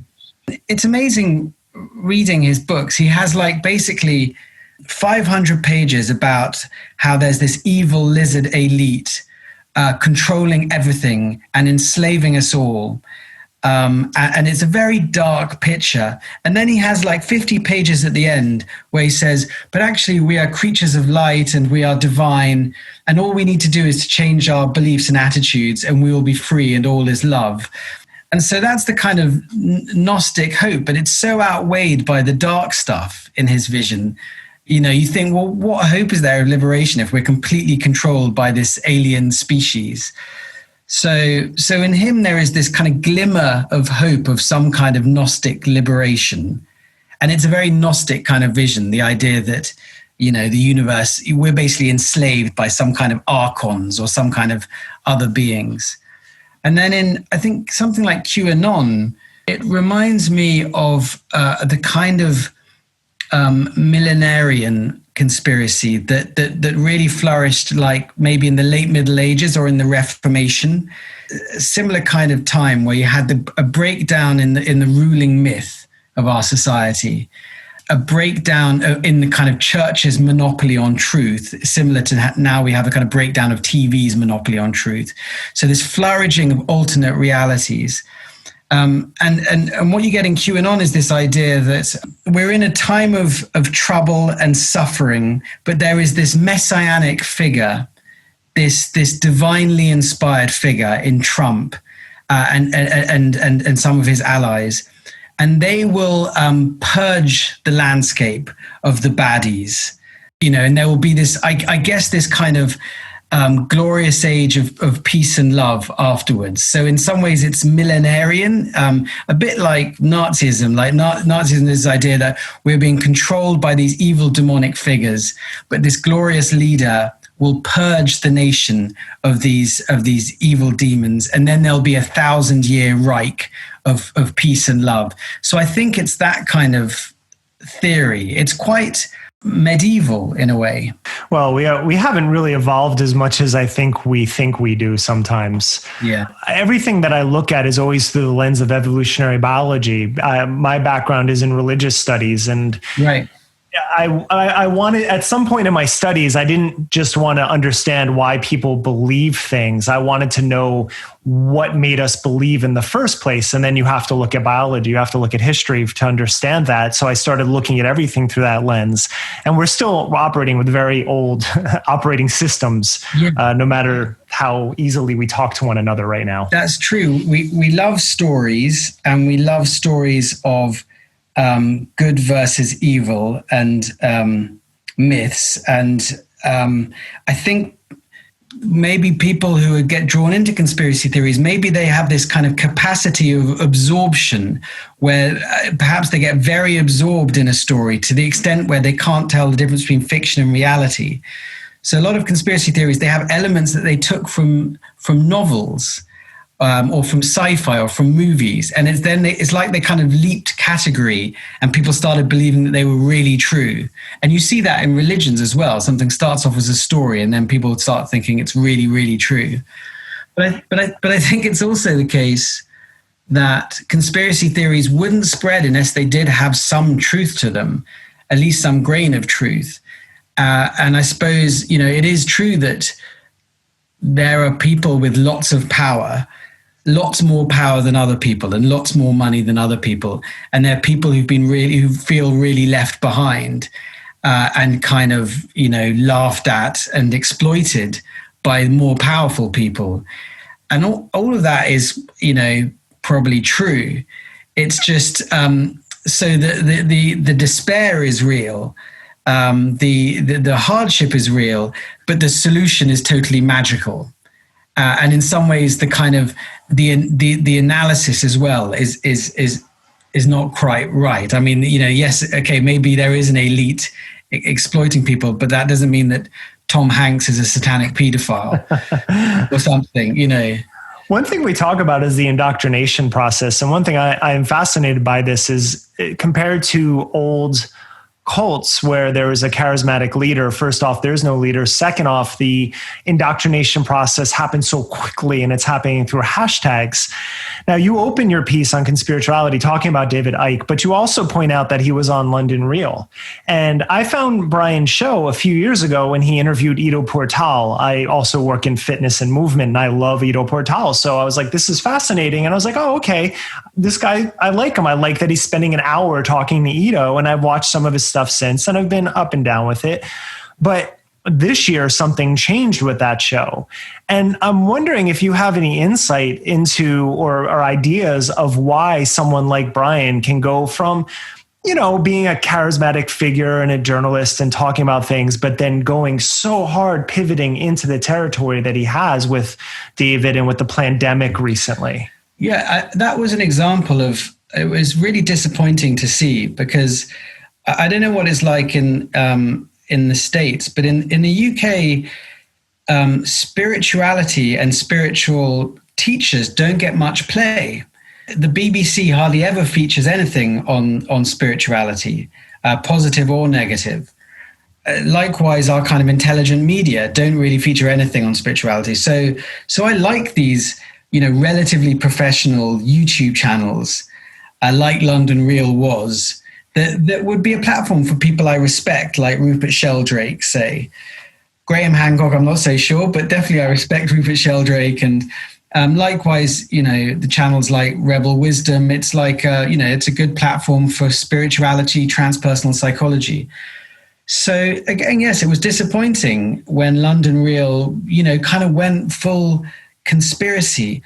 I don't know him, so I don't know why, but I wonder if there's a certain market dynamic and there's a feedback of audience and kind of likes, which can reinforce certain behavior. And I think a lot of influencers learned this year, they kind of started dabbling with conspiracy stuff, and they learned that they could really monetize it, that there could be a huge audience. We have both kind of had success just writing about from secondhand about this kind of phenomenon. So if you're in the belly of the beast and kind of saying, tapping into that anxiety and suspicion and distrust and need for alternative stories, you can get a huge amount of likes and views. So I don't know if it was as cynical as that, or whether he genuinely believed the kind of, that COVID is a hoax and so on, and that the government is trying to control us. But I don't know how many views Plandemic got, but it was millions, no? And then 8 million before, 8 million before it got taken down. Yeah. And I remember there was this silly Pizzagate type documentary called Out of Shadows around the same time. Yeah. Yeah. And it got, it also did so well and got millions of views. So, and I think that's what lots of wellness influencers and Instagrammers, you know, they just experiment. Oh, if I put kind of COVID hoax, or if I put where we go one, we go all hashtag, I get loads of likes, and you know, and maybe half of those likes are Russian bots or whatever. But you know, suddenly they go from getting 1,000 likes per post to 10,000 or more. So I think there's a feedback loop whereby they might even, you know, really start believing it because it's being so affirmed. And I think what's so interesting about these conspiracy theories is they are cult-like, but they're not like a normal cult, because a normal cult is controlled from above in a very authoritarian structure. And your beliefs and your behavior is very controlled and so on. And you, whilst this is much more decentralized, I think people are being radicalized very quickly through kind of algorithms and feedback loops and social media bubbles.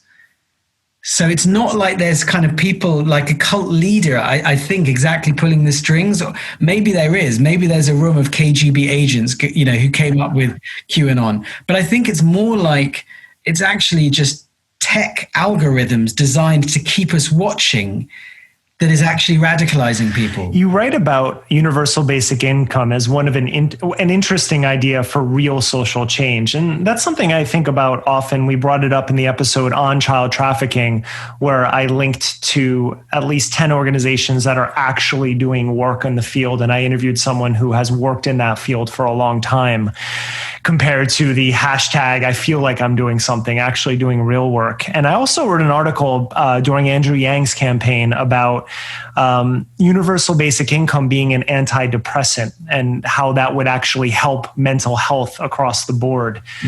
So you'd mentioned, you know, first of all, in America, wellness influencers probably have outsized influence comparatively. We don't have anything like the BBC, for example, which I love and respect, and the different layers of it.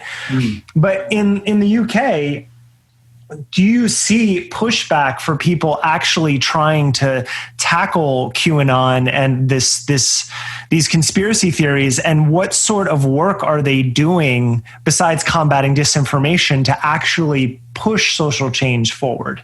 You mean tackling the kind of economic roots of it? Yes. Well, I mean, not much at the moment. I think the government is trying to keep the economy from collapsing. So there was like what they called a furlough scheme, where they would pay companies to carry on paying people rather than laying them off. But we're seeing huge, every day, thousands of people being made unemployed.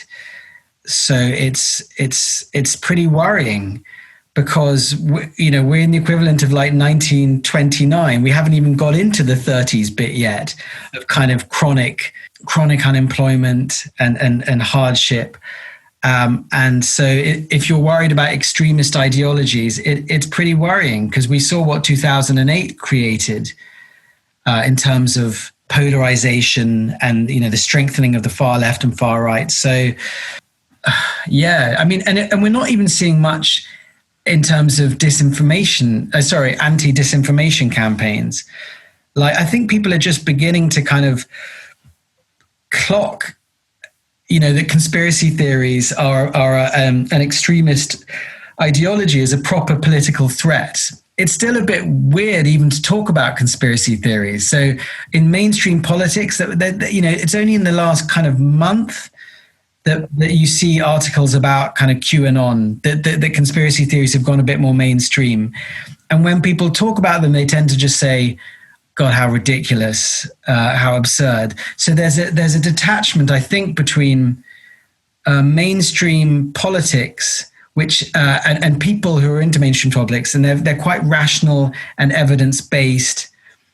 And the problem is that this is just what they see about kind of, you know, spiritual people, as it were. So they will easily write off all of spirituality as just kind of woo-woo and dangerous and quasi-fascist. And they will say, oh, if only we were just more rational. We need to just be completely rational and secular and evidence-based. But there's a problem with that too, which is it's not a very satisfying narrative.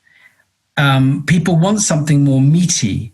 People want something more mythical, something that gets them in the heart, as rather than just in their rationality.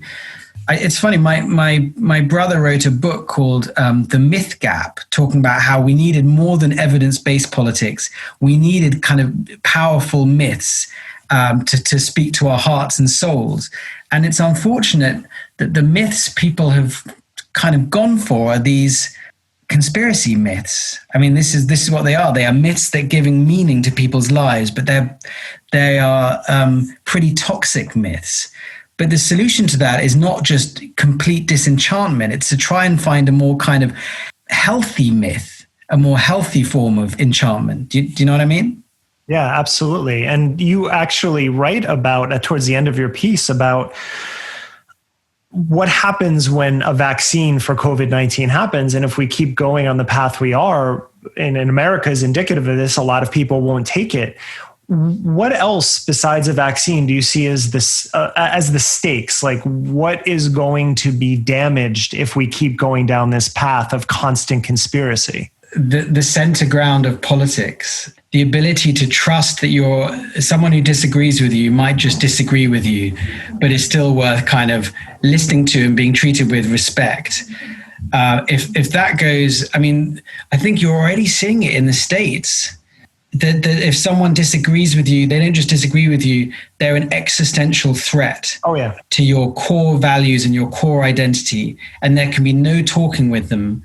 An existential threat must be destroyed. And so you kind of see militias in the street. Yeah, that's what I guess is at stake is democracy. In a much smaller way, like I think what's great is what you're doing and what your podcast is doing, and what I've been involved with and others, is the attempt, and it's not quite as high stakes, but it's still important, and it's involved in it, is to try and take care of our culture, which just this culture of spirituality, and to try and keep it healthy. Because otherwise, there could be, you could look back at this year and think, God, our culture really failed this test. Like in difficult times, it went off, the reservation and didn't help our society. It actually harmed our society. So I think it's great that, your podcast, and now like we see yoga influences, like taking a stand against QAnon.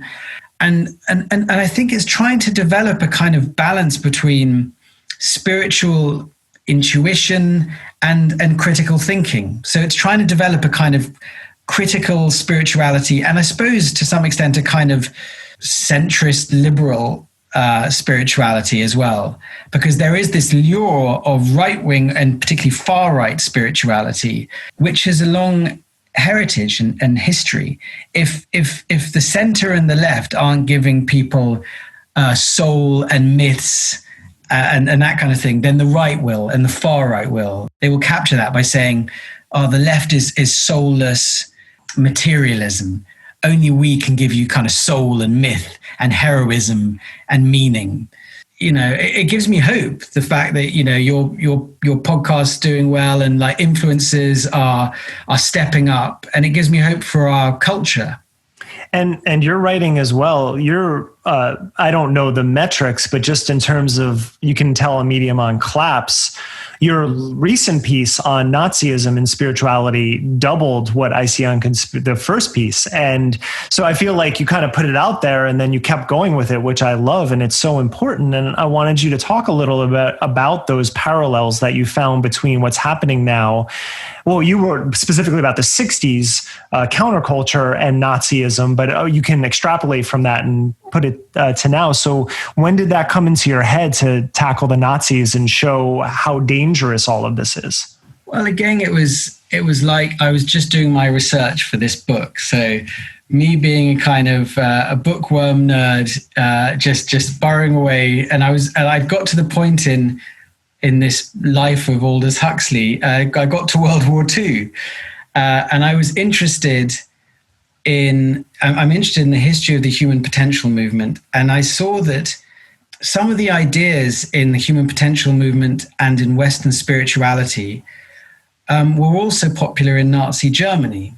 So I was just looking at that. And around that time, there were a couple of anti-lockdown rallies. There was one in Berlin and there was one in London, where you saw both New Age figures and far-right figures. A friend of mine in Berlin shared a photo on Facebook of this woman with a flower making a heart sign with her fingers. And she was also holding a Prussian flag, which is very popular with far-right people. And people were saying, what's going on? Why is there this coalition between like New Age hippies and the far right? So I wanted to just say in this piece, we shouldn't be too surprised by this. Like, this has happened before. And I basically drew on, particularly on the research of a historian called Eric Kurlander, who wrote a book called Hitler's Monsters, looking at the popularity of occult ideas and of alternative spirituality in the Nazi era and with certain Nazi leaders. So it's quite a controversial debate with historians of the occult and historians of Nazi Germany. But it's certainly the case that some leading Nazis were very into what we would call New Age spirituality, particularly Heinrich Himmler, the head of the SS, who like always carried a copy of the Bhagavad Gita and wanted to get his leading SS soldiers to do yoga, and was fascinated by Tibetan Buddhism and sent a kind of Nazi explorers to Tibet to try and kind of gather its wisdom. Rudolf Hess as well, the deputy Führer, was very into alternative medicine and various ideas from theosophy and anthroposophy. He even had inmates at the Dachau concentration camp working on growing alternative medicine. And there were actually kind of experiments, non-consenting experiments on inmates in Dachau to try and find like herbal cures for cancer and things like that. So there were things like the Nazis set up, supported institutes for parapsychology, a pendulum institute. So there would be people, swinging pendulums over maps of the North Sea to try and discover enemy positions. There was also things like the Nazis would draw on conspiracy theories as well. They saw Jews, or they described Jews often using supernatural language, like they are demonic or vampires. They are engaging in these kind of blood rituals. There are these all-powerful kinds of hidden people who control the world. And then they also had this guru, kind of messianic view of the Führer as this person of great spiritual insight and power who would channel the will of the people and kind of heal the land. The point of the article was it was called Nazi Hippies. And I think, again, like, both those pieces, in a way, it's a lesson in what goes viral. It's just very useful to have just a very short, catchy title. So like whether it's Conspirituality or Nazi Hippies, but the piece it got very widely shared. It was the most read piece I've ever written, the most read kind of essay, and it got translated into different languages. One dark thing was there's even a far right kind of bookshop and clothes shop, and they even made a T-shirt, saying I'm a Nazi hippie. Wow. So they turned it into a kind of thing of pride. Wow. with a kind of tie-dye Hitler. Wow. I got a certain amount of pushback from people in the New Age community who, can often get ridiculed by mainstream culture for being woo and so on. And they said, oh, so you're just saying that, if you're New Age, you're inevitably fascist. So every person who's New Age hippie is a fascist. So just because, a few leading Nazis were into Rudolf Steiner's theories of agriculture, then every follower of Steiner is a Nazi, which I wasn't saying at all. I said in the piece, there's a kind of new age left, there's a kind of feminist occult. So there's all different kind of political strands, but there is a long history. It's not just the Nazis. There's a long history of kind of right-wing spirituality and a far-right spirituality, and many beloved figures in New Age spirituality were pretty right-wing, if not far-right. Joseph Campbell was anti-Semitic. Mircea Eliade was kind of very connected to the Romanian far-right. D.T. Suzuki flirted with kind of with nationalism, and in some ways, it's part of the popularity of Jordan Peterson. I would say is he's that kind of right-wing spirituality, heroic values, quite military, but a sense of like re-engaging with myths and traditionalism. So that's what it was about. And I guess I'm still thinking about those issues. And I'm probably going to write a piece later this week, just talking more about right-wing spirituality and far-right spirituality, just to explore that idea from my own interest. I mean, for example, are you in the States, Derek? Los Angeles, yes. Los Angeles, yeah. So as you probably know, like Steve Bannon, the kind of the dark mind behind Trumpism is very into the New Age spirituality, and he's into the occult, and he's particularly into a school called traditionalism, and a writer called Julius Evola, who and these traditionalists were very into the perennial philosophy and so on, but they were. I mean, certainly Evola was also quasi-fascist. So it's good to just be aware, like we can have this idea that New Age spirituality is always progressive and left-wing.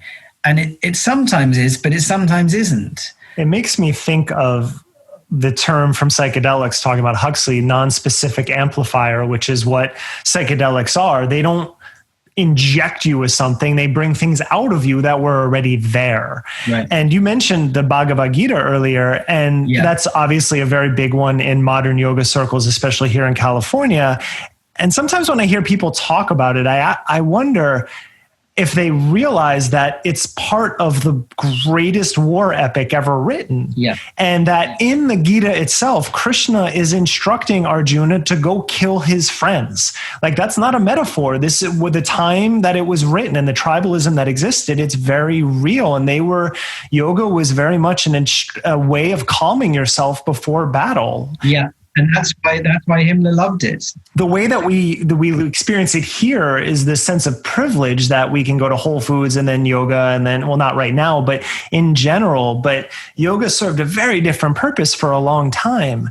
Yeah. Now, you mentioned a little pushback, and you got a little bit on my page as well. And I wanted to close with this because I think it's an interesting way that people view writing in their own voice all the time. I like conversations because you can hear the inflections in our voice and pantomimes, and you can see the person, but you can't do that in writing. And when I posted the Nazi hippie article on Conspirituality on my own page, some people brought up the fact that you brought up Black Lives Matter, which is obviously a very sensitive subject here for a lot of reasons.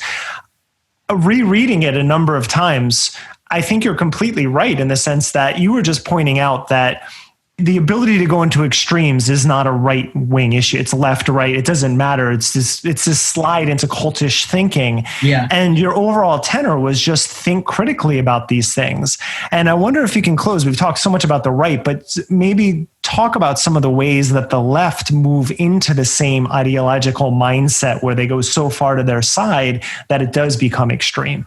Well, for example, I think we're in a breakdown of the old technocratic bureaucratic order, and that's leading to the rise of charismatic politics on right and left, which can mean, for example, a kind of ascribing or assigning almost magical powers, and a kind of completely, they can't do anything wrong. And then if ever they get criticism in the press, it's because the press are the lying press and the evil press. So we saw that here in the UK there was a bit of a cult around Jeremy Corbyn. He could do no wrong. Any mistakes he made was the evil press. He would also have these kind of rallies as well, where we're extremely emotional, almost kind of ecstatic. There was a podcast here by Novara Media recently about the cosmic right, worth having a look at, because it's talking about this kind of overlap between conspiracy theories and kind of right-wing thinking. And they interviewed Eric Davis, the great religious scholar. He'll be on our podcast soon. Yeah. But this podcast that they set up was originally to promote an idea called acid Corbynism, which is basically psychedelic Corbynism. And in the early episodes of the podcast are these pictures of this boring man who's completely out of his depth against this kind of psychedelic background, as if he's like, the Messiah, or as if he's Timothy Leary, rather than just a really boring, sorry if anyone's listening and they're a fan of his, but in other words, this was it was similar. It was the cosmic left and a similar kind of charismatic cult. And these people are still going, Jeremy, he was such a great leader, he did the worst in an election for years. In terms of Black Lives Matter, it's tricky for a kind of foreigner to comment, as because you're more likely to get it wrong, American politics, than to get it right. When you see it here in Britain, in times of trouble and in times of plague, you get all these different weird charismatic cults rising. And one of them in the Middle Ages was a cult of flagellants. So people would go through the street beating themselves. And the idea is, through punishing themselves, they would purge the land of plague and of evil. And when I see a procession of white liberals kind of ritually abasing themselves and saying, I have been racist in thought and in word and in deed. I'm literally kind of quoting some of these kind of public declarations.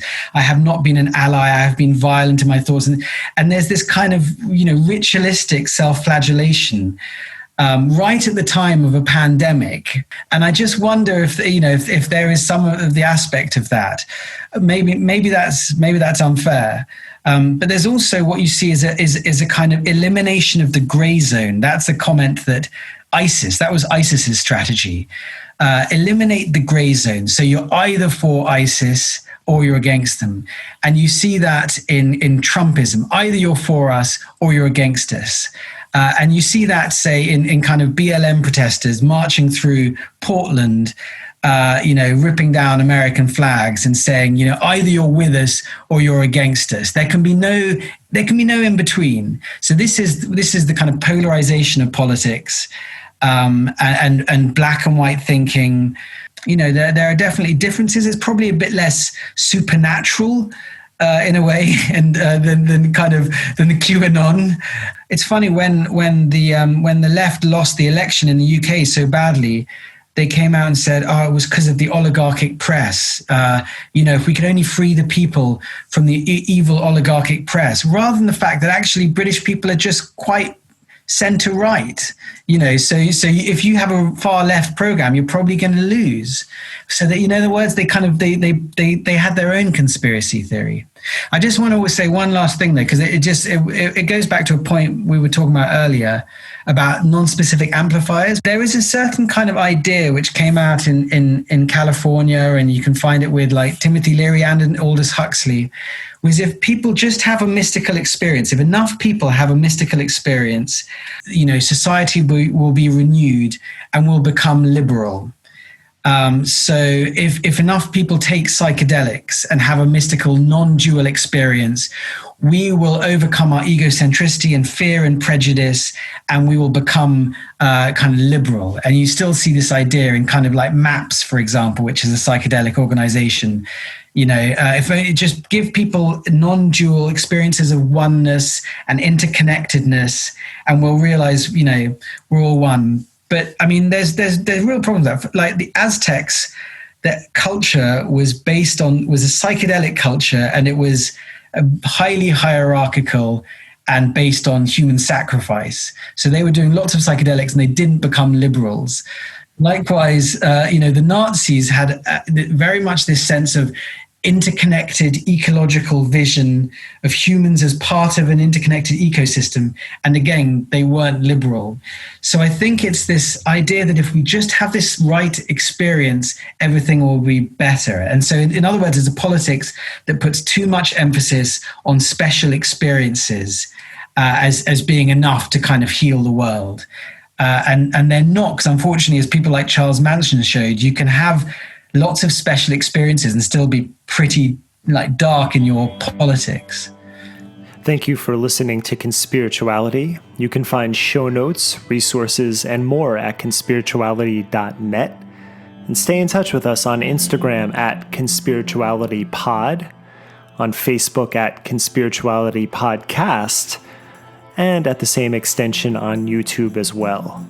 You can also support us on Patreon at patreon.com/conspirituality, where you will get access to weekly patron-only content.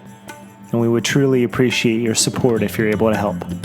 All music you hear on Conspirituality is by Earthrise Sound System, which is the partnership of David Duke Mushroom Schomer and myself, Derek Barris. See you next week, everyone.